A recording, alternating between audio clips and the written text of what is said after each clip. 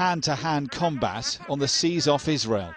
This latest dramatic footage shows the scale of the battle on board the aid vessel the Mavi Marmara. Israeli commandos rappel down ropes into a hostile crowd. One is overwhelmed by activists and tossed off the top deck. Seconds later, the operations commander is heard on the radio. They're beating the hell out of them, he says repeatedly, as his forces are beaten with iron bars and poles in what looks more like a pirate film. Israel's Prime Minister Benjamin Netanyahu has called short his tour of America to fly home and deal with the crisis. We are in the middle of unfolding events as a result of what happened yesterday.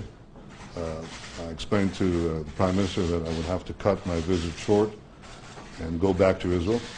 I just had a conversation with President Obama, and I told him that I would have to go back to Israel. We have one person has just been hit in the head by a bullet.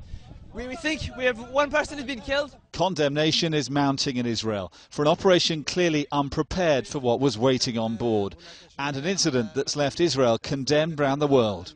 Allies are demanding an explanation. We will all want to know more about whether more could have been done to minimise the risks or to reduce the number of deaths and injuries. That is why we agree with our EU partners and other international partners that there must be a full and impartial and independent investigation or inquiry into these events. In the region there have been angry protests in Turkey, Jordan and Lebanon, and violence on the West Bank and in Arab towns in Israel. In the port town of Ashdod, Israelis mounted counter-demonstrations supporting their military.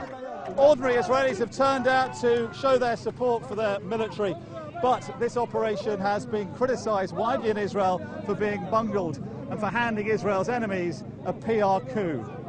As we continued filming, this pro-Israeli demo turned ugly, demonstrators setting on two Israeli Arab women caught in the crowd.